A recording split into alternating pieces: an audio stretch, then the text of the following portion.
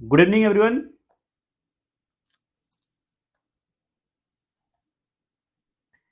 एक minute wait कर लेते हैं, बाकी बच्चों को भी ज्वाइन हो जाने देते हैं, फिर स्टार्ट करते हैं। आराम आराम से एक एक करके ज्वाइन कर रहे हैं सभी लोग।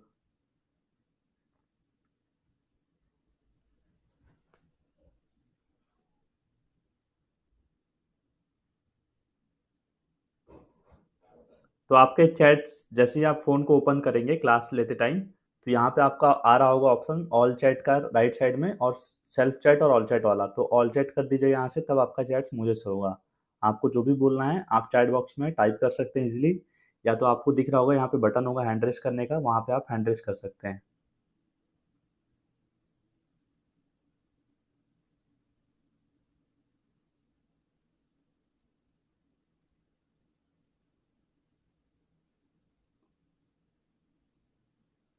तो चलिए स्टार्ट करते हैं। आज के सेशन में हमें न्यू यूनिट को स्टार्ट करनी है।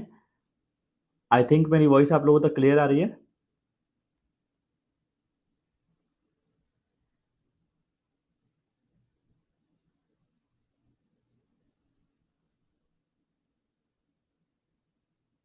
तो चलिए स्टार्ट करते हैं। आज के सेशन में हमें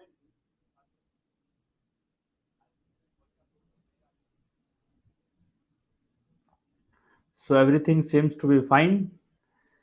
तो अब तक के जो हमारा कोर्स चल रहा है 2026 एमपीएड एंट्रेंस का, इसमें हमने 2 यूनिट्स कंप्लीट कर ली हैं। सीओक्यूपी 18 का जो आपका सिलेबस है एमपीएड का, यूनिट 1 हमने कंप्लीट कर लिया था हिस्टोरिकल प्रोस्पेक्टिव। उसके बाद हमने कंप्लीट किया था फिलोसॉफिकल प्रोस्पेक्टिव। काफी छोटे छोटे यूनिट्स से अगर हम देखें तो। और आज से क्लास में हम स्टार्ट करेंगे जो नेक्स्ट यूनिट है वो कौन सी है, साइकोलॉजी, साइकोलॉजिकल प्रोस्पेक्टिव। तो 4-5 दिन चलेगा लेक्चर्स इसके, साइकोलॉजी हमारा चलेगा। काफी अच्छे से पढ़ेंगे, इससे क्वेश्चंस आते हैं। मैं देख रहा था पीवाईक्यूज को भी इस यूनिट को स्टार्ट करने से पहले, तो एज इट इज क्वेश्चंस नहीं पूछते हैं इससे, ठीक है। मतलब डायरेक्ट क्वेश्चंस एक दो आएंगे तो आएंगे, वरना ऐसे क्वेश्चंस आएंगे आपको कंसेप्ट होना क्लियर है, जहां पे आप थोड़ा सा दिमाग लगा के क्वेश्चंस को अटेम्प्ट कर पाएंगे। तो जितने भी सीयूटी पीजी के एमपीएड एंट्रेंस हुए हैं, सारे साइकोलॉजी के जितने भी क्वेश्चन आए थे उनको मैंने निकाल लिया है। आपको एक सेकंड दिखा देता हूँ कि कैसे क्वेश्चंस आ रहे हैं। पढ़ने से पहले हम लोग एक बार देख लेते हैं।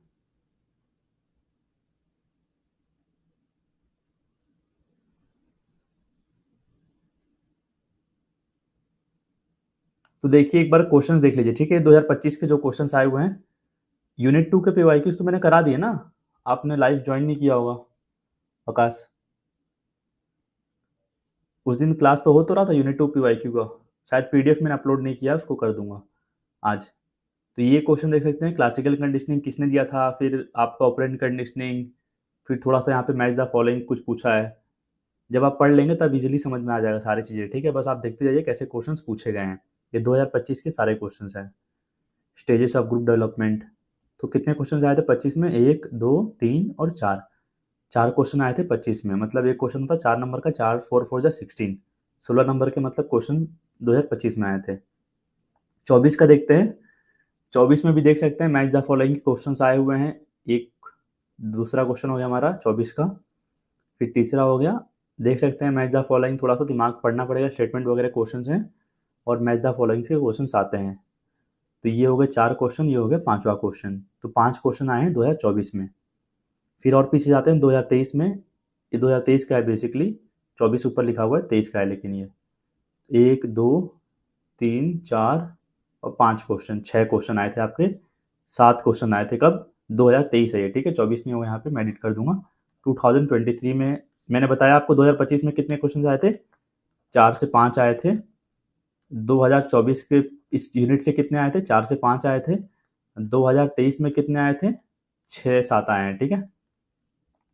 आगे मूव ऑन करते हैं, 2022 पे चलते हैं। तो 1, 2, 3, 3 क्वेश्चन आपको 2022 से मिले हैं। तो ऑन एन एवरेज हम कह सकते हैं कि इस यूनिट से भी हमारे 5 क्वेश्चन तो देखने को हमको मिलेगा ही मिलेगा। और देख सकते हैं क्वेश्चन इतने सिंपल नहीं पूछ रहा है, एज इट इज की वन लाइनर पटक दिया। तो हाँ, थोड़ा सा आपको स्टेटमेंट से घुमा फिरा के क्वेश्चन को पूछ रहा है। तो आपको कंसेप्ट क्लियर रहना चाहिए। जब भी हम साइकोलॉजी पढ़ेंगे काफ़ी अच्छे तरीके से आपको मैं पढ़ाऊंगा। तो चलिए अब हम चलते हैं, पढ़ना स्टार्ट करते हैं और देखते हैं आज की क्लास में हमें क्या पढ़ना है इस यूनिट में। तो ये आपका एग्जाम का सिलेबस था, मैं दिखा रहा था आपको। Unit 3 psychological prospective. तो इस पर्टिकुलर यूनिट में कौन कौन से टॉपिक्स हैं देखते हैं। Psycho physical unity of human organism पहला टॉपिक है। फिर दिया लॉज ऑफ लर्निंग, उनके क्या एप्लीकेशन हैं स्पोर्ट्स सिचुएशंस में। फिर दिया थ्योरीज ऑफ प्ले, लर्निंग के कौन कौन से स्टेजेस हैं, मोटर स्किल लर्निंग क्या होती है, लर्निंग कर्व पढ़ना है पूरा कंसेप्ट, ट्रांसफर ऑफ ट्रेनिंग पढ़ना है। फिर स्पोर्ट्स साइकोलॉजी के थ्योरीज दे दिया, तो जितने भी थ्योरीज हैं हमारे पर्सनैलिटी से रिलेटेड हैं सारे देखेंगे हम। पर्सनैलिटी के टाइप्स, मोटिवेशन उसके थ्योरी, स्ट्रेस क्या है, एंग्जाइटी क्या है, लीडरशिप क्या है, ग्रुप कोहेजन क्या है। तो ये सारी चीज़ें हमें पढ़नी है, तो काफ़ी बेहतरीन रहेगा ये यूनिट भी और काफ़ी अच्छे से आपको समझ में आएगा। So let's start with this unit. तो स्टार्ट करते हैं। सबसे पहले हम समझते हैं साइकोलॉजी का मतलब क्या होता है, क्योंकि यूनिट का नाम ही क्या है, साइकोलॉजिकल प्रोस्पेक्टिव। तो स्टार्टिंग से बेसिक से एकदम समझते हुए चलेंगे आगे। साइकोलॉजी मतलब क्या होता है, बोला गया the scientific study of the mind and the way that people behave. तो साइकोलॉजी हम क्या समझ रहे हैं कि साइंटिफिक स्टडी है किसका, हमारे माइंड का, और हम कैसे बिहेव कर रहे हैं, लोग कैसे बिहेव कर रहे हैं हम जज करते हैं ना कि साइकोलॉजिस्ट है, कैसा उसका साइकोलॉजी रहेगा, वो कैसा बिहेव कर रहा है उसको देखते हुए हम जज करते हैं। तो किसी के माइंड के स्टडी करेंगे साइंटिफिकली और देखेंगे कि कैसे लोग बिहेव कर रहे हैं, तो यही आपका साइकोलॉजी है। तो साइकोलॉजी जो आपका वर्ड है ये आपका कौन से दो कॉम्बिनेशन वर्ड से बना हुआ है, दो ग्रीक के कॉम्बिनेशन वर्ड से। कौन कौन सा है वो, साइके एंड लोगस। तो जिसमें से psychology is derive from the Greek word साइके and लोगस। साइके मतलब क्या होता है आपका माइंड और सोल, आपका दिमाग या फिर आपका सोल। और लोगस मतलब क्या होता है, कोई भी चीज का स्टडी को हम लोगस बोलते हैं। तो हम ये कह सकते हैं psychology means study of soul. तो psychology means the study of soul. तो ये जो हमारा कंसेप्ट है ना, साइकोलॉजी मीन्स स्टडी ऑफ या फिर साइंस ऑफ सोल, तो ये बहुत ही पुराना कंसेप्ट है। मतलब पुराने टाइम में ऐसा कहा जाता था साइकोलॉजी का मतलब। पर धीरे धीरे क्या हुआ, जैसे जैसे जनरेशन बीती इसका कंसेप्ट भी बदलते गया साइकोलॉजी का।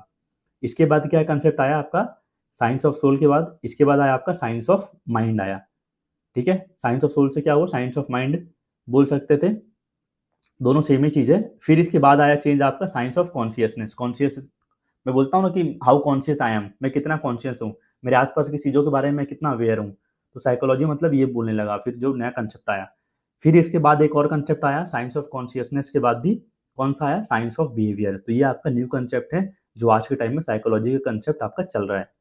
साइकोलॉजी मतलब क्या होता है, कैसे लोग बिहेव कर रहे हैं, तो उसके बारे में उससे रिलेट कर सकते हैं हम साइकोलॉजी को। तो ये आपका कंसेप्ट है। आज के टाइम में पूछता है what do you mean by psychology, तो वहाँ पे आपको वन लाइनर अगर पूछ दिया गलती से तो बताना पड़ेगा science of behaviour, how people are behaving, इसमें हमें देखने को मिलता है।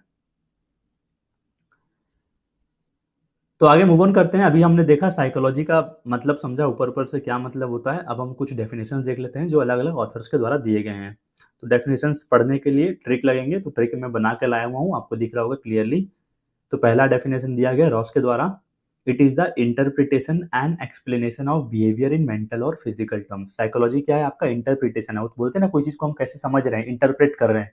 तो it is the interpretation and explanation of behaviour. अब किसी के बिहेवियर को हम एक्सप्लेन भी कर रहे हैं और इंटरप्रेट भी कर रहे हैं, कैसे, मेंटल टर्म्स में सोच के उसके बारे में, और उसके फिजिकल टर्म्स कैसा दिख रहा है।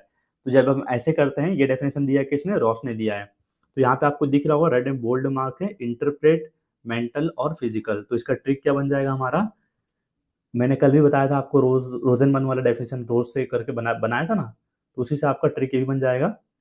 लड़की को फिजिकली और मेंटली इंटरप्रेट करने के लिए हम उसे रोज देंगे। तो इस डेफिनेशन में क्या आ रहा है आपका, फिजिकली आ रहा है, मेंटली आ रहा है और इंटरप्रिटेशन भी आ रहा था ना। तो लड़की को फिजिकली और मेंटली इंटरप्रेट करने के लिए लड़के लोग देते हैं, क्या देते हैं, रोज देते हैं। तो ये डेफिनेशन किसने दिया था, आपका रॉस ने दिया था।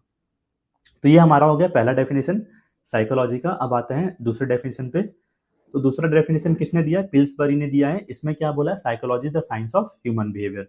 यानी कि जो आज का हमारा नया कंसेप्ट चल रहा है साइकोलॉजी का, कि साइंस है आपका ह्यूमन बिहेवियर, कैसे हम बिहेव करते हैं उसके बारे में बताया जाता है साइकोलॉजी में। तो इसका ट्रिक क्या बन जाएगा, पिल्सबरी। थोड़ा सा लंबा ट्रिक है पर याद रहेगा, देखिएगा। तो क्या बोला है, स्लीपिंग पिल्स खाने से ह्यूमन बिहेवियर में चेंज आता है। होता है ना, स्लीपिंग पिल्स खाते हैं तो ह्यूमन बिहेवियर में चेंज आता है, ऐसा साइंस कहती है। इसलिए हमें उसे खाना नहीं चाहिए बल्कि बरी कर देना चाहिए, मतलब जला देना चाहिए।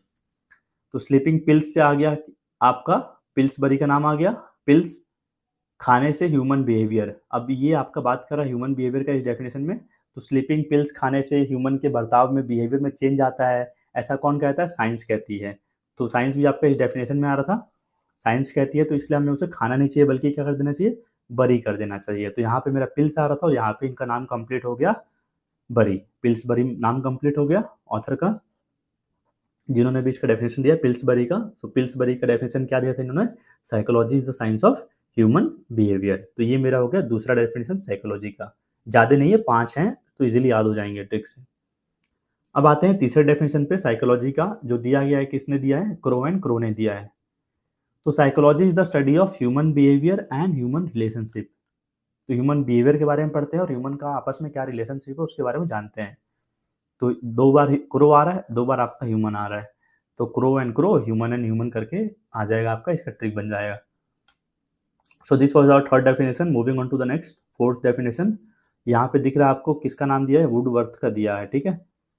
तो psychology deals with the activities of the individuals in relation to his environment. तो साइकोलॉजी क्या चीज से डील करता है, जो भी हम काम करते हैं, कोई भी इंडिविजुअल करता है in relation to his environment, अपने आसपास सराउंडिंग में क्या करता है। तो वुडवर्थ आ रहा है, तो मैंने कल आपको बताया था वुड पेकर आपका क्या करता है, इन्वायरमेंट में छेदा करता है पेड़ों में, वुड पेकर बर्ड। तो आपका वुड पेकर आ गया, वुड से वुड आ गया, मतलब इन्वायरमेंट। वुड पेकर मतलब क्या होता है, इन्वायरमेंट होता है ना, तो इन्वायरमेंट पाया जाता है पेड़ों पौधों में। या फिर roots are lovely dark and deep, तो काफी सारे इसके ट्रिक बन जाएंगे। फोर्थ हमारा जो डेफिनेशन था साइकोलॉजी का, वुडवर्थ के द्वारा दिया गया है, psychology deals with the activities of the individuals in relation to his environment. याद रखिए जहाँ पे इन्वायरमेंट आएगा वहाँ पे वुडवर्थ ही दी रहेंगे। वुड से लकड़ी होता है, लकड़ी कहाँ पाया जाता है, इन्वायरमेंट में पाया जाता है। तो ऐसे करके भी याद कर सकते हैं। Moving on to the next fifth definition, Watson के द्वारा दिया गया है, psychology is the positive science of behaviour. तो साइकोलॉजी क्या है, हम कैसे किसी के बिहेवियर को पॉजिटिवली अफेक्ट कर रहे हैं। तो ये हम पढ़ेंगे आगे, थ्योरी है वॉटसन जी का, तब आपको इसका ट्रिक बन जाएगा, अच्छे से याद रहेगा। फिर आपको याद रहेगा वॉटसन जी किसके बारे में बात करते हैं, बिहेवियर के बारे में बात करते हैं। तो इनकी एक थ्योरी है क्लासिकल कंडीशनिंग थ्योरी, जिसमें बॉय रहता है, एनिमल रहता है। तो उसमें क्या करते हैं वॉटसन जी, बिहेवियर को पॉजिटिवली अफेक्ट करते हैं। तो यहाँ पे बिहेवियर भी आ रहा है और पॉजिटिव भी आ रहा है। इसका ट्रिक को आप तब रिलेट कर पाएंगे जब हम थ्योरी को पढ़ लेंगे, ठीक है। तो क्लासिकल कंडीशनिंग थ्योरी दिया गया था वॉटसन जी के द्वारा। अभी मैं पीवाईक्यू दिखा रहा था ना, पीवाईक्यू दिखा रहा था 2025 का, तो उसमें पहला क्वेश्चन यही आया था, किसने दिया क्लासिकल कंडीशनिंग थ्योरी, तो वॉटसन ने दिया है।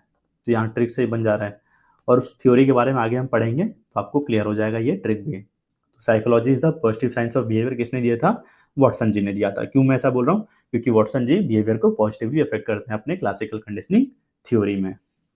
तो ये हमारे 5 डेफिनेशन थे, जितना भी हमें देखना था साइकोलॉजी से, जो मुझे इंपॉर्टेंट लगे। तो अभी तक हमने क्लास में क्या समझा, अभी तक हमने कुछ स्टार्ट नहीं किया टॉपिक, अभी तक हम सिर्फ समझे साइकोलॉजी क्या होता है और इसके कौन कौन से डेफिनेशन थे। अब आगे मूव ऑन करते हैं, और कुछ कुछ चीज़ें इंपॉर्टेंट हैं जो इस यूनिट को स्टार्ट करने से पहले आपको पता रहना चाहिए, उसको भी देख लेते हैं हम लोग। तो फादर्स कौन से साइकोलॉजी के फादर हैं, कौन से स्पोर्ट साइकोलॉजी के फादर हैं, ये भी आपको एकदम याद रहना चाहिए। तो फादर कौन है साइकोलॉजी के, विलियम वुंड है। मॉडर्न एजुकेशन साइकोलॉजी के फादर कौन है आपके, एडवर्ड थॉर्नडाइक हैं। स्पोर्ट्स साइकोलॉजी के फादर कौन है, कॉलेमन ग्रिफिथ हैं। और साइको एनालिसिस के फादर कौन है, सिगमंड फ्रॉइड हैं। ठीक है, अलग अलग थ्योरीज हैं इनके ऊपर, सब हम आगे पढ़ेंगे एक एक करके। बस आपको इनके अभी जितना बताया जा रहा है, क्योंकि साइकोलॉजी में इतने सारे थ्योरीज आएंगे ना, सब आपको याद करने पड़ेंगे। तो फटाफट रेडी रहिएगा साइकोलॉजी में याद करने के लिए। मैं कोशिश करूंगा आपको नींद ना आए साइकोलॉजी पढ़ते हुए, बस ध्यान से सुनते रहिएगा, कहानी की तरफ सुनते हुए समझते हुए चलेंगे। और लास्ट में क्वेश्चंस भी मैं इंक्लूड करूंगा साइकोलॉजी में, ताकि आपको थोड़ा आप एंगेज रहें और सो ना जाए, वरना मैं पॉइंट आउट करके किसी से भी क्वेश्चन पूछ दूंगा। ठीक है, कैमरा ऑन करके जितने भी बच्चे लाइव क्लास में ज्वाइन हुए हैं, तो रेडी रहिएगा आंसर करने के लिए। तो देखते हैं सिलेबस के ऊपर। अभी तो मैंने आपको एक बेसिक सा आइडिया दिया साइकोलॉजिकल पर्सपेक्टिव में। तो स्टार्ट करते हैं पहला टॉपिक को पढ़ना, psycho physical unity of human organism. अब इसको समझ में क्या आ रहा है, ये टॉपिक को हम पहले पढ़ेंगे, psycho physical unity of human organism. Psycho मतलब क्या समझ में आ रहा है, माइंड से रिलेटेड है।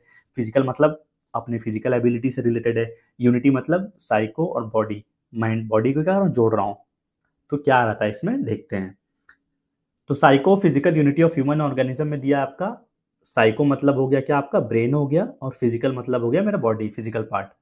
तो यूनिटी मतलब क्या हो गया, हम मिलजुल कर काम कर रहे हैं। तो brain and our physical parts working together, यही आपका होता है साइको फिजिकल यूनिटी। तो साइकोलॉजिकल साइको फिजिकल होगा, ठीक है। आप psycho physical unity is the balanced integration of the body. तो आपका पूरा सारे एस्पेक्ट्स को बैलेंस कर रहा है, इंटीग्रेट कर रहा है। मैंने बताया था ना, इंटीग्रेशन में जोड़ते हैं, तो ब्रेन को, माइंड को, बॉडी को, सारा चीज को जोड़ रहे हैं। क्या चीज को, बॉडी को, माइंड को और हमारे इमोशंस को। तो it can be thought of as a wholeness, wholeness मतलब पूरा होल। तो psychophysical unity is the concept that mind and body are not separate but a single. तो साइकोफिजिकल यूनिटी के कंसेप्ट में क्या बोला है कि हमारा माइंड और बॉडी अलग नहीं है, पर ये एक ही इंटीग्रेट करके हम इसको चलते हैं। Integrated system where mental and physical processes are interdependent. क्या बोला, मेंटल प्रोसेस और फिजिकल प्रोसेस आर इंटरडिपेंडेंट, मतलब जो मैं दिमाग में सोचूंगा मेरा बॉडी वही करेगा, ठीक है, या फिर मैं इस पर हाथ कोई एक्शन लूंगा तो मेरे दिमाग में वही जाएगा। तो यही बोला, दोनों चीजें इंटरडिपेंडेंट है, आपस में इंटरलिंक्ड हैं। तो एक साइकोलॉजिस्ट थे FM अलेक्जेंडर, इन्होंने क्या बिलीव किया था, he believe that the mind and body act as one unit. इन्होंने भी यही बोला है, क्या माइंड और जो मेरा बॉडी है एक सिंगल यूनिट की तरह काम करते हैं मिलकर, so that the human organism functions and responds to situations as a whole। तो क्या होता है बेसिकली,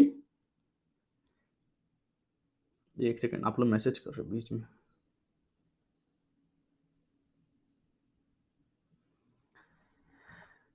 तो FM अलेक्जेंडर एक साइकोलॉजिस्ट थे, क्या बिलीव करते हैं कि हमारा माइंड और बॉडी एक सिंगल यूनिट की तरह काम करता है। तो so that the human organisms functions and responds to a situations as a whole. तो कोई भी सिचुएशन आती है तो उसमें क्या करते हैं, हम सोच समझकर हम एक बॉडी की तरह रिएक्ट करते हैं, रेस्पॉन्ड करते हैं।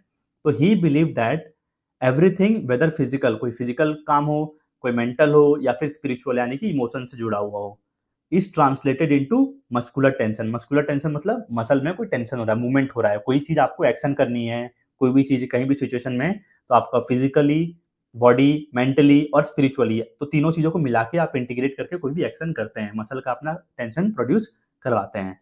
तो ये बोला था आपका FM अलेक्जेंडर ने।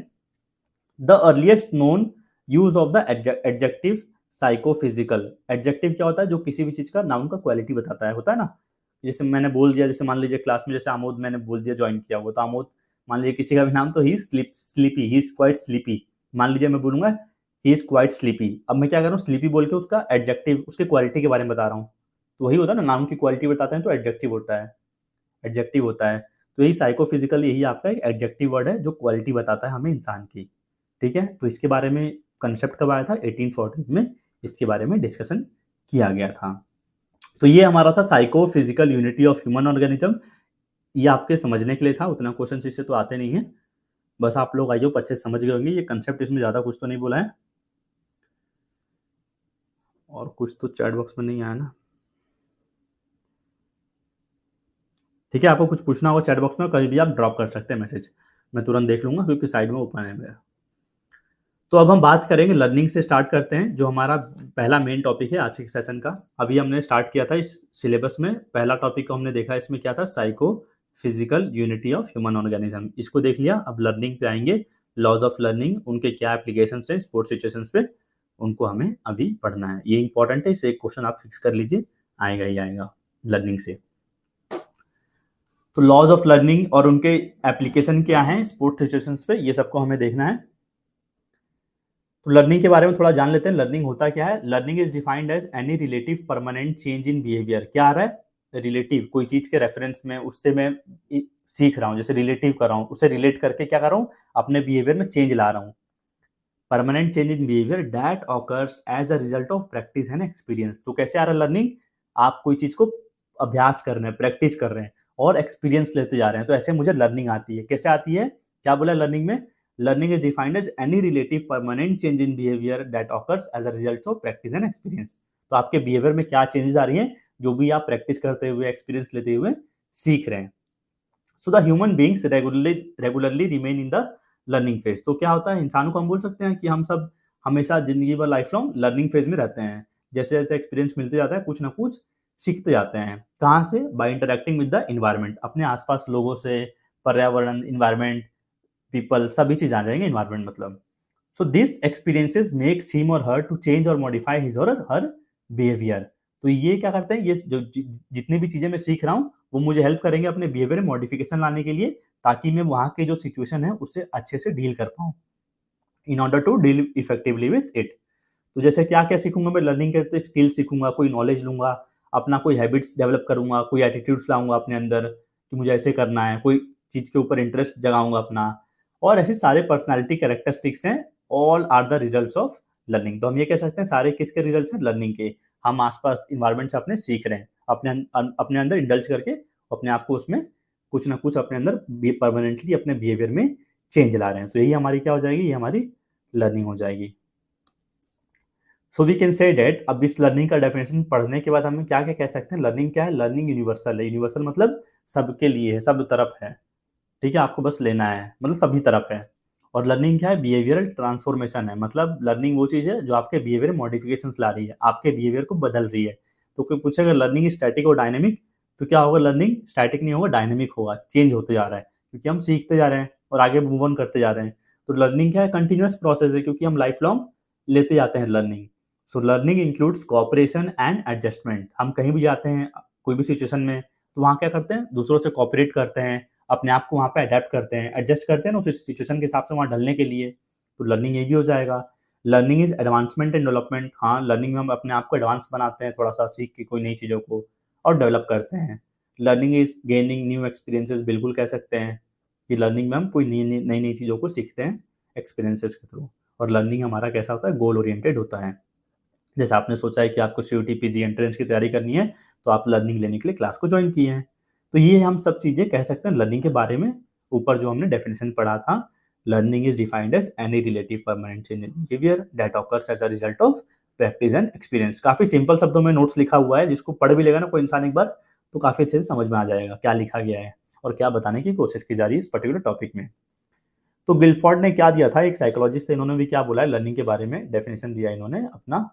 We may define the term very broadly in saying that learning is any change in behavior। Learning क्या है, कोई चेंज इन बिहेवियर, हमारे बिहेवियर में चेंज आ रहा है, कैसे आ रहा है, रिजल्टिंग फ्रॉम बिहेवियर, हम क्या बर्ताव कर रहे हैं उसी से जो हमारे चेंज आ रहा है बिहेवियर में, वही लर्निंग है। तो we may define the term very broadly in saying that learning is any change in behaviour resulting from behaviour, जो हमारे बिहेवियर से चेंज होकर हम सीख रहे हैं। तो ये दिया था डेफिनेशन लर्निंग का किसने, गिलफोर्ड ने। तो ये तो हो गया, हमने लर्निंग के बारे में बात कर ली। अब बात करते हैं लॉज ऑफ लर्निंग के बारे में, laws of learning and their application to sports situations. तो ये किसके द्वारा दिया गया था, ये लॉज ये दिया गया था आपका अमेरिकन साइकोलॉजिस्ट थे, कौन, एडवर्ड ली थॉर्नडाइक। यहाँ पे क्या आ रहा है, ली आ रहा है, तो ली से लर्निंग हो जाएगा, ठीक है। तो लॉज ऑफ लर्निंग किसने दिया था, एडवर्ड ली थॉर्नडाइक ने। तो बेसिकली क्वेश्चन इसी से बनता है, कौन कौन से प्राइमरी लॉज ऑफ लर्निंग है और कौन कौन से सेकेंडरी लॉज ऑफ लर्निंग है। तो प्राइमरी लॉज बेसिकली जो मुख्य तौर पे बेसिक हैं, 3 लॉज हैं, law of readiness, law of exercise, law of effect. इन सब के बारे में आगे पढ़ेंगे हम डिटेल में। और सेकेंडरी लॉज हैं जो उतना इंपॉर्टेंट नहीं है, क्वेश्चन ऐसे बनता है, which among the following is not a primary laws of learning. तो 3 ऊपर का नाम दे देगा, ऑप्शन 1, ऑप्शन 2, ऑप्शन 3 और एक इसमें से दे देगा। तो आपको पहचानना पड़ेगा कौन सा इसमें से प्राइमरी लॉ नहीं है। तो आपको बताना पड़ेगा लॉ ऑफ रिसेंसी नहीं है, क्योंकि ये क्या था, मेरा सेकेंडरी लॉ था। या तो हो सकता है इन तीनों लॉस के अंदर से क्वेश्चन बनते हैं। तो ये सारे लॉस को हम अच्छे से आगे देखेंगे और उनके क्या एप्लीकेशन है स्पोर्ट्स सिचुएशन में, उसको भी देख लेंगे। तो देखते हैं लॉज ऑफ लर्निंग, थोड़ा एग्जांपल्स के थ्रू थोड़ा सबके बारे में आइडिया ले लेते हैं। तो एडवर्ड ली थॉर्नडाइक ने क्या बोला, humans and animals acquire behaviour. क्या बोला इन्होंने, ह्यूमंस इंसान हो या जानवर हो, वो कैसे कोई चीज अपना बिहेवियर को एक्वायर करते हैं, थ्रू एसोसिएशन। एसोसिएशन मतलब होता है आप एसोसिएट कर रहे हो कोई चीज को, यार वो ऐसे हो रही है, मैं एसोसिएट कर रहा हूँ, सोच रहा हूँ, through association of stimuli and response. अब स्टिमुलस क्या, स्टिमुलाई क्या हो जाएगा आपका और रेस्पॉन्स क्या हो जाएगा। मान लीजिए स्टिमुलाई क्या हो गया, आपके इंटरनल इन्वायरमेंट में कुछ चेंजेस आ रही हैं। जैसे मान लीजिए आप होता ना कि आप बना रहे कुछ चाय बना रहे, मान लीजिए आपने गर्म से पैन को टच कर दिया, तो आप जैसे ही पैन को टच करेंगे तो आपको स्टिमुलस मिलेगा बॉडी में, आपको लगेगा ना गर्म है, तो आपको क्या मिला, स्टिमुलस मिला। तो जैसे ही आप क्या करेंगे, हाथ अपना हटा लेंगे, फाइट एंड फ्लाइट वाली सिचुएशन आएगी, तो हाथ अपने आप हटा लेंगे, तो जो आप हाथ हटा रहे हैं वो क्या हो जाएगी, रेस्पॉन्स हो जाएगी। वो कैसे आई, वो स्टिमुलस मिला मुझे, गर्म मैंने टच किया तो मुझे वो स्टिमुलस मिला। तो जो आपको मिला, आपको रेस्पॉन्स करवा रहा था वो स्टिमुलस था, और जो आपने एक्शन प्रोड्यूस किया वो क्या है, मेरा वो रेस्पॉन्स है। तो ये दोनों में फर्क था स्टिमुलाई और रेस्पॉन्स में। अब 3 लॉज इन्होंने दिया था प्राइमरी लॉज। पहला जो मान लीजिए इसमें लॉ ऑफ इफेक्ट है, इफेक्ट क्या होता है, कोई भी चीज का प्रभाव देखते हैं, क्या चीज का प्रभाव मुझे कैसा मिल रहा है। मान लीजिए मैं बोलूंगा I love eating chocolates, so I love eating chocolate again and again because every time I eat it I feel so yum, so good. क्योंकि मुझे अच्छा लगता है तो बार बार मुझे खाना पसंद है। तो लॉ ऑफ इफेक्ट इससे रिलेटेड है, ठीक है, आगे पढ़ेंगे और अच्छे से। फिर क्या बोला, लॉ ऑफ रेडीनेस, रेडीनेस मतलब तैयार हो जाना। तो students you learn best when you know why you need to learn. कोई भी काम को करने के लिए जब हम अच्छे से तब करेंगे जब हमें पता रहेगा कि हमें क्यों करना है। ठीक है? मान लीजिए आप रेडी नहीं है पढ़ने का, आपका मूड नहीं है और मैं पढ़ाते जाऊँ तो आपको समझ में आएगा? नहीं आएगा। आपको पढ़ने से पहले खुद को रेडी होके आना पड़ेगा पढ़ने के लिए, माइंड को लेकर आना पड़ेगा, ठीक है? और लॉ ऑफ एक्सरसाइज में क्या बोला है? 2 इसमें पैराग्राफ में बोला गया है, I have stopped studying so long ago, now it's so hard to sit and study again. मैंने बहुत पहले पढ़ाई अपनी बंद कर दी थी, तो अब मेरे लिए बहुत ही मुश्किल हो गया आजकल वापस से बैठ के पढ़ाई स्टार्ट करना। और दूसरे वाले केस में क्या बोला है, I have been studying every single day and it's getting easier and easier to study. मैं डेली पढ़ते जाती हूँ और मेरे लिए बहुत आसान होता जा रहा है पढ़ना। तो यहाँ पे 2 केस के बारे में बात कर रहा है। पहले केस में क्या बोला है, लॉ ऑफ एक्सरसाइज में मैं कोई काम को नहीं कर रहा हूँ, तो अब मेरे लिए बहुत ही मुश्किल हो गया उस काम को वापस से स्टार्ट करना। वहीं दूसरे केस में क्या बताया गया है कि मैं तो करते जा रही थी कंटिन्यूअसली, अब मेरे लिए बहुत आसान है वो चीज़ को करना। तो ये सारे लॉस थे, आपको मैंने बस एक आइडिया दिया है, रेफरेंस दिया है, और डीप में इनके बारे में आगे बात करेंगे। तो देखते हैं, सबसे पहले बात करते हैं प्राइमरी लॉज ऑफ लर्निंग में लॉ ऑफ रेडीनेस के बारे में। A person learns when he is ready to learn. हम कब सीखते हैं? जब हम तैयार होते हैं उस चीज को सीखने के लिए। If the child is ready to learn he learns more quickly. अगर आप तैयार होकर आए कि आज मुझे अच्छे से पढ़ना है, क्लास में एक्टिव रहना है, सर जो बता रहे हैं उसका नोट्स बनाना है, तो आप रेडी होकर आएंगे तो फटाफट चीजों को ग्रेस्प करेंगे, इफेक्टिव होंगे पढ़ाई में, और आपको ग्रेटर सेटिस्फैक्शन मिलेगा पढ़ने के बाद कि हाँ यार मैं सोने से पहले आज अच्छा अपना दिन को यूटिलाइज किया। This shows us not to force the child to learn if he is not ready to learn। तो इससे क्या बताता है इस लॉ में कि बच्चों को फोर्स नहीं करना चाहिए लर्न और कोई भी चीज को पढ़ने के लिए जब तक वो खुद ना रेडी हो उस काम के लिए करने के लिए। So the teacher should make an attempt to motivate the students by stimulating their attention. तो टीचर को क्लासरूम में जब पढ़ा रहा है तो क्या करना चाहिए, टीचर को बच्चों को मोटिवेट कर देना चाहिए ताकि उनका अटेंशन टीचर ग्रैस्प कर पाए, बच्चों का इंटरेस्ट जगा पाए, बच्चों की क्यूरियोसिटी डेवलप कर पाए क्लास में, जिससे वो खुद इंटरेस्ट लेकर सुने, ताकि बच्चों को मैं रेडी कर रहा हूँ। तो एक काफी फेमस सी प्रोवर्ब है, you can lead a horse to water but you can not make it drink. आप घोड़े को पानी के पास तक तो ले जा सकते हैं पर उसको पिला नहीं सकते जब तक तो खुद नहीं पीना चाहता है। ये आपका पूछता है क्वेश्चन इससे, ये प्रोवर्ब आपका कौन से लॉ में दिया गया है, तो आपको बताना पड़ेगा प्राइमरी लॉ है कौन सा, law of readiness. The law of readiness in sports, buffering हो रहा है क्या? The law of readiness in sports refers to the idea that athletes performs best when they are physically, mentally and emotionally prepared for a particular skill or activity। अब law of readiness की अगर हम बात करें sports में तो क्या बोला है कि एक एथलीट स्पोर्ट्स में अच्छा परफॉर्मेंस कब देगा, जब वो फिजिकली अपना फिजिकल कंपोनेंट को रेडी करके आएगा, मेंटली प्रिपेयर रहेगा और इमोशनली अच्छा रहेगा, प्रिपेयर्ड रहेगा। तो तीनों चीज में मैं रेडी रहूंगा तो मेरा परफॉर्मेंस अच्छा आएगा अगर हम स्पोर्ट्स में बात करें तो। अब स्पोर्ट्स में एक एग्जांपल देख लेते हैं। An example of this could be in a tennis player waiting to return a serve. मान लीजिए आपका 2 टेनिस प्लेयर का मैच चल रहा है, नोवाक जोकोविच का और इधर कोई और प्लेयर है, मान लीजिए कार्लोस अल्कारेज मान लीजिए, ठीक है। 2 प्लेयर का मैच चल रहा है, तो if the player is not in the ready position, focus on the opponent and mentally prepare to react quickly, they are less likely to effectively return the serve compared to when they are fully prepared and anticipating the shot। तो क्या बोला इसमें, 2 player थे, Novak जोकोविच और Carlos Alcaraz. तो मान लीजिए कार्लोस अल्कारेज ने सर्व किया, अब नोवाक जोकोविच पहले से रेडी नहीं है सर्व को रिसीव करने के लिए, तो क्या वो एंटिसिपेट कर पाएगा कितना स्पीड से आएगा बॉल, क्या बाउंस आएगा? अगर मैं कोई चीज के लिए तैयार नहीं रहूंगा, रेडी नहीं है वो शॉट को रिटर्न करने के लिए सर्व को, तो क्या हो जाएगा, शॉट मिस हो जाएगा। तो यही बोला है ना आपको, कोई भी चीज को सीखने से पहले, कोई भी चीज को करने से पहले रेडी होना पड़ता है। तो in essence readiness enhances performance in sports. तो रेडीनेस हम बोल सकते हैं अगर मैं कोई रेडी हूं तो मेरा परफॉर्मेंस बढ़ाएगा, मैं उस काम को और अच्छे से कर पाऊंगा। तो readiness enhances performance in sports by ensuring athletes are primed to execute skills with optimal efficiency and effectiveness. अब वही स्किल को मैं अगर रेडी होकर करूंगा तो काफी अच्छे से एग्जीक्यूट कर पाऊंगा, कम एफर्ट से अच्छे से कंसंट्रेट होकर उस चीज को फंक्शन कर पाऊंगा, उस पर्टिकुलर स्किल को काफी इफेक्टिवली। तो ये बोला था आपका कौन से लॉ में, प्राइमरी लॉज ऑफ लर्निंग का पहला लॉ था लॉ ऑफ रेडीनेस में। ये आपका हिंदी में दिया गया है नोट्स। अब दूसरा लॉ बात करते हैं प्राइमरी लॉज ऑफ लर्निंग का, वो है मेरा कौन सा, लॉ ऑफ एक्सरसाइज। एक्सरसाइज में क्या करते हैं, मसल्स को यूज एंड डिसयूज करते हैं। तो ट्रिक क्या बन गया, इसको हम law of use and disuse भी कहते हैं, क्योंकि जब हम एक्सरसाइज करते हैं तो मसल्स क्या करते हैं, यूज करते हैं, डिसयूज करते हैं, यूज करते हैं, डिसयूज करते हैं। तो इसको हम क्या बोलते हैं, law of use and disuse भी बोलते हैं। इस लॉ में क्या बोलता है, लॉ ऑफ एक्सरसाइज में, कोई भी चीज को हम कैसे सीखते हैं, रिपीट करते करते, learning by repeating the things. अब दो लॉ थे इसके अंदर भी जो हम बता रहे, law of use and disuse भी कहते हैं। तो लॉ ऑफ यूज में क्या बोला है, यूज मतलब कोई चीज को यूज करोगे तो आएगा, डिसयूज मतलब नहीं करोगे तो नहीं आएगा। जैसे मैंने एग्जांपल दिया था पढ़ने वाला बच्चे और लड़के और लड़की का स्टार्टिंग में। तो लॉ ऑफ यूज में क्या बोला है, the learning are strengthen with repeated trial और प्रैक्टिस। लर्निंग आपकी स्ट्रेंथन कब होगी, जब आप उसमें बार बार प्रैक्टिस करेंगे। और लॉ ऑफ डिसयूज में क्या बोला है, learning are weakened when trial और प्रैक्टिस इज डिसकंटिन्यूड। पढ़ाई कोई भी चीज सीखना, लर्निंग हमारी कमजोर कब हो जाएगी, जब हम उसकी प्रैक्टिस नहीं कर देंगे या छोड़ देंगे, कंटिन्यूटी को ब्रेक कर देंगे। तो यहाँ पे क्या हो रहा है, मैं कर रहा था तो मैं उसमें अच्छा होते जा रहा था, मैं छोड़ रहा हूँ तो उसमें खराब होते जा रहा हूँ, डाउनफॉल आते जा रहा है। अब इसको एक एग्जांपल देख लेते हैं स्पोर्ट्स में। तो consider a swimmer who regularly practices freestyle stroke. 4 stroke होता है ना, breast stroke, free style, back stroke और आपका बटरफ्लाई। नहीं, कौन कौन सा और स्ट्रोक होता है, मैं भूल रहा हूँ, एक second. Back stroke, breast stroke और कौन से स्ट्रोक, फ्री स्टाइल और एक कौन सा स्ट्रोक होता है, दिमाग से निकल रहा है, आप लोग चैट बॉक्स में बता दीजिए।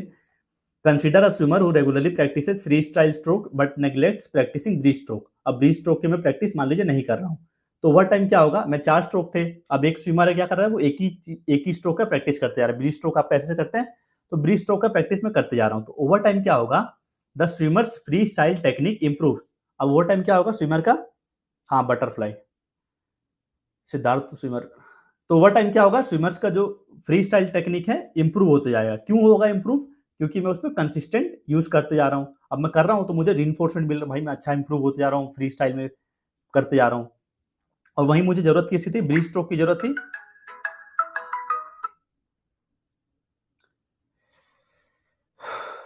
एक सेकेंड रुकिए। तो क्या बोला इस एग्जांपल में, एक स्विमर है जो रेगुलरली प्रैक्टिस करता है regularly practices freestyle strokes but neglects practicing breast stroke. तो मैं क्या कर रहा हूँ, फ्री स्टाइल का प्रैक्टिस करते जा रहा हूँ।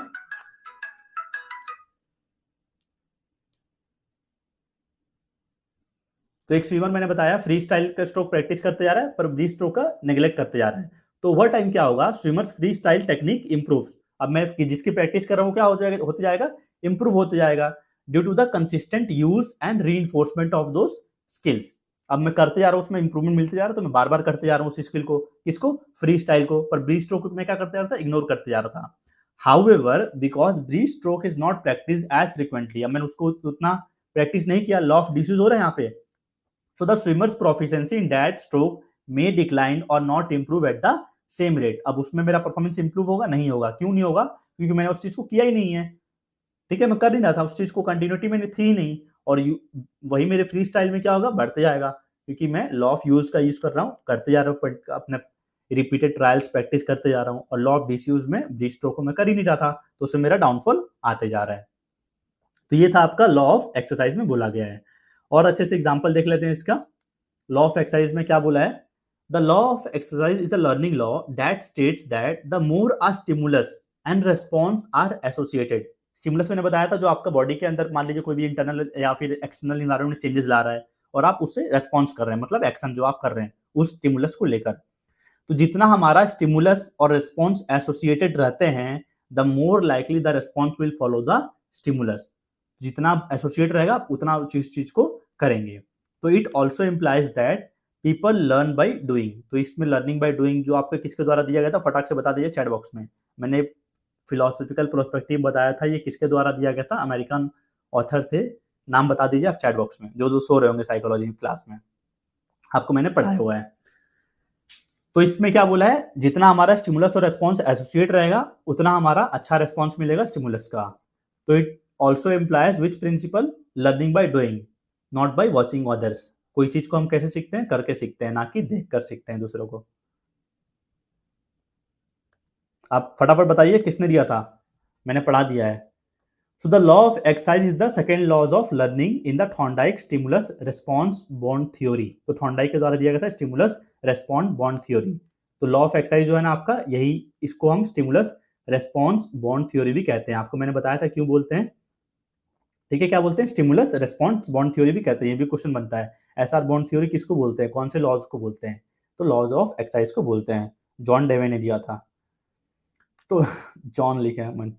तो it states that practice and drills helps to increase the efficiency and durability of learning. तो वही बोला है, अगर हम कोई चीज को प्रैक्टिस करेंगे तो उसमें ड्यूरेबिलिटी हमारी बढ़ती जाएगी, एफिशिएंसी बढ़ती जाएगी। So the law of exercise also states that more a person practices something, the better they are able to retain that knowledge। जितना अच्छा प्रैक्टिस करेंगे उतने लंबे समय तक हम उस चीज को रिटेन करके चलेंगे।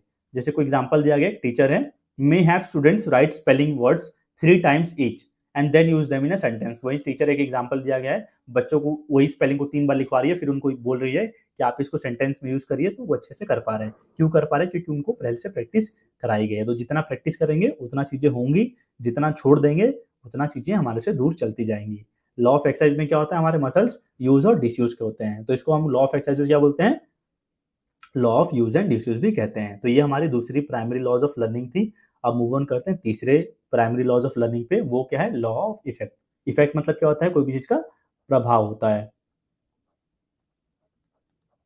ठीक है, हिंदी में प्रभाव बोलते हैं ना इफेक्ट को। तो learning is stronger when joined with a pleasing और सेटिस्फाइंग फीलिंग। अब कोई चीज को हम करने में कब मजा आता है, तभी तो हम उसको बार बार करते हैं ना।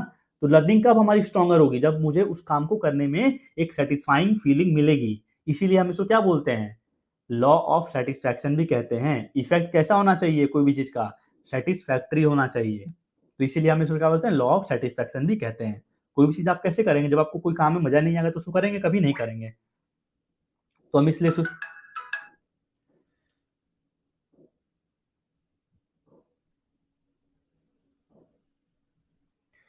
पापा का कॉल आ रहा है बार बार तक।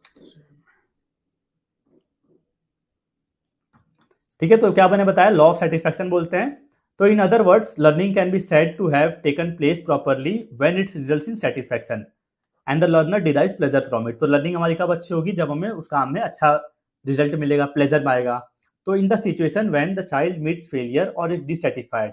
मान लीजिए कोई सिचुएशन आई जहाँ पे चाइल्ड के साथ क्या हो रहा है, फेलियर मिल रहा है, उसको उसको मजा नहीं आ रहा, डिससेटिस्फाइड है उस चीज से, तो वहां पे उसकी प्रोग्रेस ऑफ लर्निंग ब्लॉक हो जाएगी।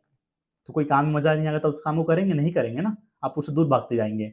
So the law of effect states that when a stimulus receives a positive response. अब लॉ ऑफ इफेक्ट में क्या बोला है, जब मुझे कोई स्टिमुलस मिलेगा उससे पॉजिटिव रेस्पॉन्स मिलेगा, तो बिहेवियर क्या होगी मेरी, मुझे अच्छा रेस्पॉन्स मिल रहा है तो क्या होगा, बिहेवियर मेरी बार बार रिपीट होगी।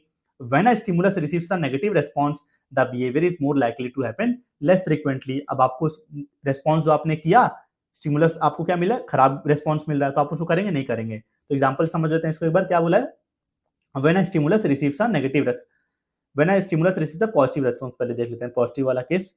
मान लीजिए आप क्या कर रहे हैं, पढ़ रहे हैं, अच्छा पढ़ रहे हैं, तो आपको कॉलेज में क्या मिल रही है, पॉजिटिव रेस्पॉन्स मिल रही है। क्या मिल रही है, in the form of merit scholarship. मान लीजिए आपको मिल रही है कॉलेज में, क्यों मिल रही है, आपने स्टिमुलस लगाया, आपने क्या एक्शन हुआ बॉडी में, आपने मेहनत किया, तो आपको उसका पॉजिटिव रेस्पॉन्स मिला, तो आप और अच्छे से पढ़ेंगे, तो हमारी बिहेवियर बार बार रिपीट होगी। When a stimulus receives a negative response, मान लीजिए आपने कुछ किया भी नहीं, आपके ऊपर एंटी रैगिंग का केस लग गया, तो आपको क्या हुआ, आपने कुछ किया नहीं, नेगेटिव रेस्पॉन्स मिला, तो आप दोबारा करेंगे उस चीज से, आप दूर जाएंगे, तो वो हमारा बिहेवियर लेस फ्रीक्वेंटली ऑकर होगा जब कोई चीज से मुझे नेगेटिव रेस्पॉन्स मिलेगा। तो ऐसे बहुत सारे एग्जाम्पल्स हैं, कोई चोरी कर रहा है तो उसको नेगेटिव रेस्पॉन्स मिला, किसी ने मार दिया, तो अलग अलग एग्जाम्पल्स हो सकते हैं लॉ ऑफ इफेक्ट के। अब स्पोर्ट्स में एग्जांपल देख लेते हैं। In sports a clear example would be a basketball player practising free throws. मान लीजिए कोई बास्केटबॉल प्लेयर है, फ्री थ्रो की प्रैक्टिस कर रहा है। So if they are consistent making shots and receive positive reinforcement. अब मैं बार बार बास्केट में डाले जा रहा हूँ, 3 पॉइंटर जाए जा रहा है, जाए जा रहा है, जाए जा रहा है, तो मेरे को खुशी मिल रहा है। कैसे, कोई कोच ने तारीफ कर दिया मान लीजिए बाहर से, मेरा खुद भी टाइम बढ़ जाएगा, प्लेइंग टाइम बढ़ जाएगा ना, क्योंकि मुझे अच्छा लग रहा है, अंदर से सेटिस्फाइंग फीलिंग आ रही है। तो क्या होगा, they are more likely to be continue practising and improving their free throw skills. अब मेरे को मजा आ रहा था, काफी सेटिस्फाइंग फीलिंग मिला, काफी अच्छा रीइंफोर्समेंट मिला, तो मैं उसको बार बार प्रैक्टिस करते जाऊंगा। कन्वर्सली वहीं दूसरे केस में क्या होगा, इफ दे मिस शॉट्स, अब मारा जा नहीं जा रहा है, दूसरी बार मारा नहीं जा रहा है, तो नेगेटिव आउटकम मिल जाएगा, दोस्त लोग बोले क्या करा नहीं जा रहा है, तू मुझे दे, तो क्रिटिसाइज करने लगेगा कोच आपको, तो आप क्या करेंगे, डिक्रीज आपका प्लेइंग टाइम डिक्रीज हो जाएगा, तो आप उस काम को करेंगे नहीं करेंगे। They may be less motivated to continue practicing free throws, वहां पे हम कम फ्री थ्रोस करने लगेंगे। तो ये लॉ ऑफ इफेक्ट था। तो ये 3 लॉज थे, इन्हीं से क्वेश्चन आते हैं बेसिकली। एक बार फटाफट देख लेते हैं क्या क्या पढ़ा हमने लॉज में। पहला लॉ कौन सा पढ़ा, लॉ ऑफ रेडीनेस। कोई भी काम को करने से पहले हमको तैयार होना है, तभी हम उस काम को अच्छे से कर पाएंगे। दूसरा क्या बोला, लॉ ऑफ एक्सरसाइज। एक्सरसाइज में क्या करते हैं, मसल्स को यूज एंड डिसयूज करते हैं। तो लॉ ऑफ यूज में क्या बोला था, रिपीटेड ट्रायल्स करेंगे तो अच्छा होते जाएंगे। डिसयूज में क्या बोला है, कोई चीज़ वीकेंड करूँगा, नहीं करूँगा तो उसमें कमज़ोर होते जाऊँगा, लॉ ऑफ डिसयूज़ में। फिर तीसरा मैंने बताया लॉ ऑफ इफेक्ट, जिसको क्या होगा, इफेक्ट कैसा होना चाहिए मेरा, सैटिस्फैक्टरी होना चाहिए, इसलिए हम इसको क्या बोलते हैं, लॉ ऑफ सैटिस्फैक्शन बोलते हैं। और बात करते हैं, एक बार फटाफट रिकैप कर लेते हैं इसको और अच्छे से यहाँ पे टेबल के थ्रू। तो 3 प्राइमरी लॉज ऑफ लर्निंग मैंने बताया। पहला कौन सा बताया था, लॉ ऑफ रेडीनेस, दूसरा मैंने बताया लॉ ऑफ एक्सरसाइज, तीसरा कौन सा बताया, लॉ ऑफ इफेक्ट बताया। तो लॉ ऑफ रेडीनेस में क्या बोला है कि जब तक हम कोई चीज को सीखने के लिए रेडी नहीं रहेंगे, उस चीज में अच्छे से सीख पाएंगे, नहीं सीख पाएंगे। लॉ ऑफ एक्सरसाइज में क्या बोला था, यूज करेंगे तो अच्छा रिटेंशन रहेगा, नहीं करेंगे तो बेकार रिटेंशन रहेगा। फिर लॉ ऑफ इफेक्ट में क्या बोला था, कोई काम को मैं तब करूंगा जब मुझे उसमें सेटिस्फाइंग फीलिंग आएगी। तो इसको एक बार देख लेते हैं क्या इसमें बोला गया है, ताकि आपको कहानी की तरह सुनते सुनते सब चीजें अभी याद हो जाए। लॉ ऑफ रेडीनेस में क्या बोला है, the learner must be ready to learn. Learner को कोई भी चीज सीखने से पहले वो पूरी तरह से रेडी होना चाहिए। Learning is most effective when the learner is in a state of readiness to respond to the material. Learning कब हमारी इफेक्टिव रहेगी, जब आप लोग सोच के आएंगे कि मुझे जाना है, 9 बजे क्लास अटेंड करना है, पढ़ना है, तो लर्निंग तब ज्यादा इफेक्टिव रहेगी इन कंपेरिजन टू आप सोचेंगे नींद आ रहा है, आज देखता हूँ लेटे लेटे देख लेता हूँ, वहीं पे दूसरी बच्चा रहेगा जो टेबल पेन कॉपी लेके बैठा हुआ है टेबल चेयर पे, तो वहां पे लर्निंग इफेक्टिव रहेगा क्योंकि वो रेडी होकर आया पूरी तरह से मेंटली फिजिकली। पर वो बच्चा जो बेड में सो रहा है सोचेगा मैं बैठे बैठे लेक्चर देख रहा हूँ, वो रेडीनेस वहां पे लर्निंग इफेक्टिव रहेगी, नहीं रहेगी, क्योंकि वो मेंटली प्रिपेयर नहीं है अपने बॉडी को कष्ट देने के लिए। तो एग्जांपल स्पोर्ट्स में देख लेते हैं, a football player who is mentally prepared and physically warm up will perform better during the match compare to the one who isn't mentally focused. तो एक football player mentally physically prepare रहेगा, अच्छे से warm up रहेगा, तो अच्छा definitely performance देगा ground पे जाके, in comparison to the one who is not mentally prepared और फोकस्ड। लॉ ऑफ एक्सरसाइज में क्या बोला है, the more a learner practises a skill the better the retention, मतलब लंबे समय तक रिटेन रहेगा आपके दिमाग में। तो यही बोला है लॉ ऑफ एक्सरसाइज में, रिपीटिशन से क्या होती है, हमारी लर्निंग स्ट्रेंथन होती है। स्पोर्ट्स में एग्जांपल देखते हैं, a basketball player improve their shooting accuracy by practising free throws and over. तो अच्छा रेस्पॉन्स आया तो मैं करूंगा, नहीं मिलेगा तो मैं क्यों करूंगा, उसको नहीं करूंगा ना। फिर लॉ ऑफ इफेक्ट में क्या बोला था, actions followed by satisfying outcomes are more likely to be repeated. तो एक्शंस कब आपके इंप्रूव होंगे, जब आपको उस काम को करने में सेटिस्फाइंग फीलिंग आएगी। तो those followed by discomfort are less likely to be repeated, जिसमें आपको लगे डिस्कम्फर्ट लगेगा, अच्छा इफेक्ट नहीं मिलेगा, आप उसको करेंगे नहीं करेंगे। तो a swimmer who beats their personal record it's motivated to continue training harder because the success feels rewarding. तो उसने अपने पर्सनल रिकॉर्ड को थोड़ा उसको सेटिस्फाइंग फीलिंग मिली और अच्छे से उसमें और टाइमिंग इंप्रूव करने की वो कोशिश करेगा। तो ये हमारे 3 प्राइमरी लॉज ऑफ लर्निंग थे। अब फटाफट हम एक एक लाइन में सेकेंडरी लॉज ऑफ लर्निंग भी देख लेते हैं, इनके अंदर जाके क्वेश्चन अब तक बना नहीं है, बनता नहीं है, फिर भी हम समझ लेते हैं क्या बोला गया है। तो जो हमारे सेकेंडरी लॉज ऑफ लर्निंग थे, या फिर हम इनको बोलते हैं, होते हैं सपोर्टिंग रोल जो प्ले करते हैं पीछे से एक्टर के, सब ऑर्डिनेट लॉज हैं ये लर्निंग के, ठीक है, सेकेंडरी लॉज ऑफ लर्निंग। तो पहला कौन सा इसमें, law of primacy. Law of primacy में क्या बोला है, first impression is the most enduring. जैसे बोलते हैं first impression is the last impression. तो कोई चीज को जब हम बचपन में सीखते हैं ना, पकड़ना, जैसे मान लीजिए मैं सीख रहा हूँ हॉकी स्टिक, बचपन में कैसे मैंने पकड़ना सीखा था, तो वही जो मैं मेरी स्टाइल थी ग्रिप की, वही मुझे लंबे समय तक रिटेन रहेगी, जब मैं बड़ा हो जाऊंगा फिर भी मैं वैसे पकड़ूंगा। तो first impression is the most enduring, ये बोलता है लॉ ऑफ प्राइमेसी में। What is learned first is most likely to influence future learning. जो मैंने पहले सीखा था वो आगे मुझे काफी इन्फ्लुएंस करेगा फ्यूचर लर्निंग में। एग्जाम्पल देख लेते हैं, a tennis player who learns the correct grip from the beginning will carry that foundation throughout their career impacting their performance. अगर उसको बचपन में ही बच्चों को सिखा दिया जाए कैसे ग्रिपिंग करनी है, तो उसी लर्निंग को वो आगे अपनी फ्यूचर लर्निंग में एनहांस कर सकता है, अच्छे से सिखाए तो लॉ ऑफ प्राइमेसी समझ लिया आपने, फर्स्ट इंप्रेशन की बात करता है। फिर दूसरा कौन सा, लॉ ऑफ रिसेंसी। रिसेंसी मतलब क्या आएगा, रिसेंट लर्निंग।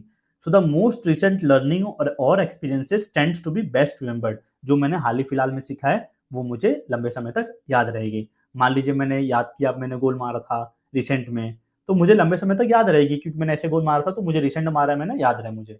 अब लॉ ऑफ इंटेंसिटी में क्या बोला है, अब यहाँ पे इंटेंसिटी में एफर्ट की बात कर रहा है। The more intense the experience the more it will be learn.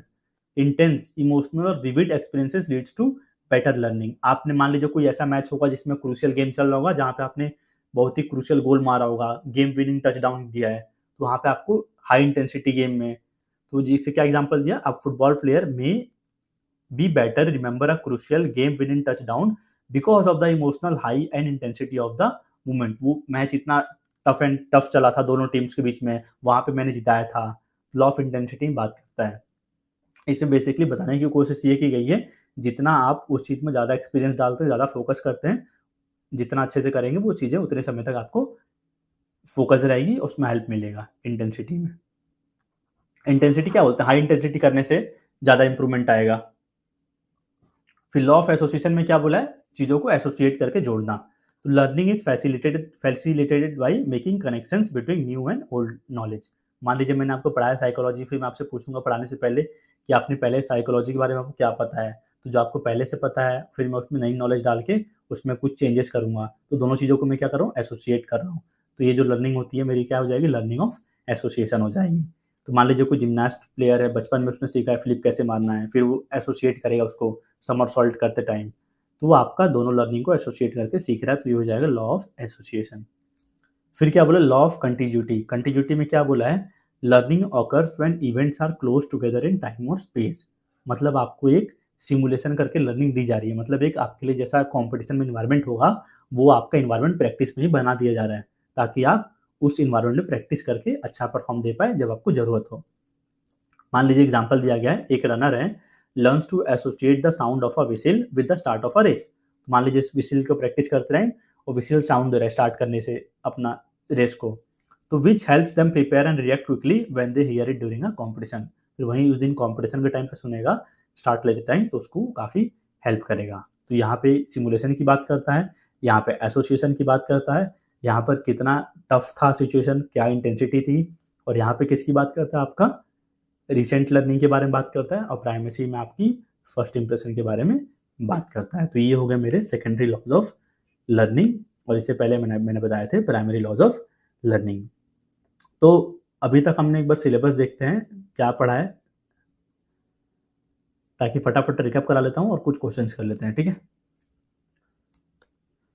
Psychology है, ज़्यादा नहीं पढ़ेंगे तो नींद आने लगे सभी लोगों को। ये चीज़ें ईजी है, बस कहानी की तरह सुनते जाना और समझते जाना है, ठीक है। बस साइकोलॉजी में बताऊंगा ये ऑथर ने इसने दिया था, इसने ये दिया था साइकोलॉजी का थ्योरी, तो काफ़ी ट्रिक्स के थ्रू आपको बता दूंगा, तो आप उसको याद रख लीजिएगा। तो अभी हमने क्या पढ़ा? Psychophysical unity of human organism, पहला टॉपिक पढ़ा, और दूसरा टॉपिक क्या पढ़ा? Laws of learning and their application to sports situations, ठीक है। अब आते हैं एमसीक्यूज करते हैं, चैट बॉक्स में एक्टिव हो जाएगा, ज़्यादा क्वेश्चंस नहीं है, पर जो क्वेश्चंस है काफ़ी इंपॉर्टेंट हैं, तो उसको आंसर्स करिएगा। तो एक्टिव हो जाइए चैट बॉक्स में। पहले क्वेश्चन आपको स्क्रीन पर दिख रहा होगा, मैं क्वेश्चन को रीड नहीं करूंगा, आप ये आंसर करिए खुद से पढ़ के। चलिए आंसर करिएगा।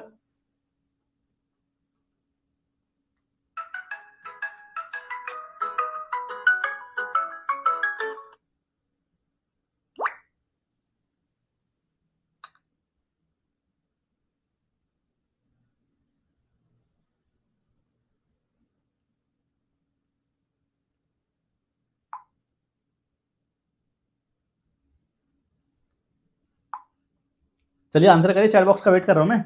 बी आपका 3 ही लोग आया आंसर, फटाफट सभी लोग आंसर करें। थॉर्नडाइक्स लॉ ऑफ इफेक्ट पूछा है। थॉर्नडाइक में जो लॉ ऑफ इफेक्ट है क्या बोलता है वो? Practice improves performance, behaviours followed by satisfaction are repeated, या फिर learning happens by sudden insight, मतलब इंसाइट मतलब आप दिमाग में सोच रहे हैं फिर लर्निंग ले रहे हैं, या फिर मेमोरी इंप्रूव्स विद रीइंफोर्समेंट। तो सभी लोग का आंसर आ रहा है 2, बिल्कुल इजी क्वेश्चन था। इफेक्ट कैसा होगा हमारा? मैंने बताया था, प्रभाव कैसा होगा? सेटिस्फैक्शन होगा। तो behaviours followed by satisfaction are repeated. चलिए क्वेश्चन नंबर 2 पे आंसर करिए फटाफट चैट बॉक्स में। अगर आपको स्क्रीन पर दिख रहा है, 5 सेकंड लीड दिखता है। Which of the following is not a principle of learning according to Thorndike? दिए गए लॉज ऑफ लर्निंग में से कौन सा प्रिंसिपल्स ऑफ लर्निंग नहीं है जो थॉर्नडाइक के द्वारा दिया गया है? ध्यान से पढ़िए। वही जो मैंने आपको स्टार्टिंग में बताया था, वही क्वेश्चन पूछा गया है। Law of effect, law of exercise, law of readiness. तो ये मेरे क्या थी? ये तीनों प्राइमरी लॉज थी, ये सेकेंडरी लॉज है। तो आंसर क्या हो जाएगा इस क्वेश्चन का? लॉ ऑफ इमिटेशन हो जाएगा। इमिटेशन मतलब क्या होता है? कॉपी करना। मूव ऑन करते हैं नेक्स्ट क्वेश्चन पे। क्वेश्चन नंबर 3 देखते हैं इस क्वेश्चन का सबसे पहला आंसर कौन देता है। मैच द फॉलोइंग का क्वेश्चन है, पर बहुत सिंपल सा क्वेश्चन है। आपको आंसर एबीसीडी तो करना नहीं, क्योंकि यहाँ से मैंने ऑप्शन से हटा दिया, तो आपको आंसर कैसे करना है? ए का क्या होगा, बी का क्या होगा, सी का क्या होगा और डी का क्या होगा, ये पूरा कंप्लीट करके चैट बॉक्स में टाइप करिएगा फटाफट। तो इफेक्ट कैसा होना चाहिए? इफेक्ट होना चाहिए हमारा सेटिस्फैक्टरी होना चाहिए। एक्सरसाइज में क्या होता है, मसल्स को यूज और डिसयूज करते हैं। लॉ ऑफ रेडीनेस में क्या होता है, कोई चीज को हमें करने से पहले रेडी होकर जाना पड़ता है। और सोशल लर्निंग में क्या बोला है, जो बच जाएगा वो सोशल लर्निंग में कर लेना, क्योंकि सोशल लर्निंग तो मैंने पढ़ाया नहीं है, मतलब सोसाइटी की सोशल लर्निंग की बात कर रहा है। तीनों को मैच करो, चौथा जब पढ़ेंगे तो मैच कर लेना, बच जाएगा जो उसी का आंसर होगा ना। एक एक आंसर नहीं करना, सारा एक साथ करिए ना, ए का फर्स्ट, बी का टू, ऐसे करके। आंसर अभी तक किसी का नहीं आया है। आंसर तो कर लोगे क्योंकि मैंने पढ़ा दिया है अभी, पर पहले कौन करेगा ये मैटर करता है अभी फिलहाल।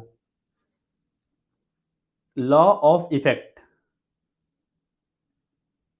कैसा होना चाहिए, रेस्पॉन्स फॉलोड बाय सेटिस्फैक्शन, तो ये का टू हो गया। लॉ ऑफ एक्सरसाइज, एक्सरसाइज में क्या करते हैं, यूज एंड डिसयूज करते हैं, तो ये क्या होगा, बी का वन हो गया। आ गया आप लोगों का आंसर। देखते हैं लॉ ऑफ रेडीनेस में क्या करते हैं, learning is best when individual is prepared हो जाएगा, सी का थ्री हो जाएगा। और learning by imitations of model, ये आपका इसका बच गया। ठीक है, तो शायद किसी ने सही आंसर दिया है, सिद्धार्थ ने सही दिया है, मनीष का गलत है, बी का थ्री दिया है। ठीक है, तो ये आपका आंसर से मैच कर लीजिएगा, काफी लोगों ने सही दिया है, एक दो का गलत है शायद आंसर। तो इफेक्ट कैसा होना चाहिए हमारा, इफेक्ट सेटिस्फैक्ट्री होना चाहिए। एक्सरसाइज में क्या करते हैं, कोई चीज को यूज करते हैं, डिसयूज करते हैं। रेडीनेस में मतलब कोई भी चीज को सीखने से पहले हमें रेडी होकर जाना पड़ेगा। सोशल लर्निंग हमारा बच गया, आगे मैं पढ़ा दूंगा, इसकी थ्योरी है जिसमें हम चीजों को कॉपी करके सीखते हैं, मॉडल्स जो भी हमारे होते हैं उनको मान के चल रहे हैं कि उनसे मैं देख के सीख रहा हूँ, इमिटेट कर रहा हूँ उनको। तो इतने ही क्वेश्चन थे, तीन ही क्वेश्चन थे इस टॉपिक से। डेली में क्वेश्चंस इंक्लूड कर लूंगा क्योंकि ऐसे ऐसे टॉपिक्स हैं साइकोलॉजी के, वन आपको नींद आने लग गया। फिलहाल इतना ही पढ़ना था ना आज के सेशन में, कल हम पढ़ेंगे, देख लेते हैं कौन सा टॉपिक है। कल हम पढ़ेंगे थ्योरीज ऑफ प्ले, इंपॉर्टेंट है आपका, लर्निंग के स्टेजेस भी देख लेंगे, और आपका motor skill learning, learning curve, और ट्रांसफर ऑफ ट्रेनिंग आपका कल पढ़ लेंगे। ठीक है, कल की क्लास में इसको पढ़ लेंगे, सेकंड क्लास में। So that was all for today. अगर आपको कुछ भी समझ में नहीं आया तो आप लोग बता दीजिए, मैं रिपीट कर दूंगा। कोई भी टॉपिक कुछ भी ऐसा कुछ है तो, क्योंकि बीच में काफ़ी बार कॉल आ रहा था मेरे को बार बार, तो ब्रेक भी हो गया। ठीक है, तो क्लास को यहीं पे एंड करते हैं, मिलते हैं कल रात को 9 बजे अगली क्लास के साथ। ठीक है,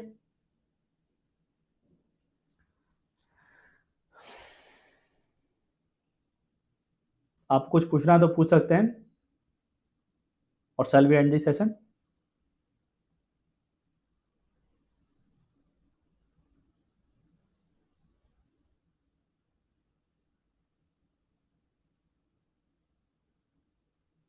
okay, thank you for joining, we are ending this session, bye bye, good night.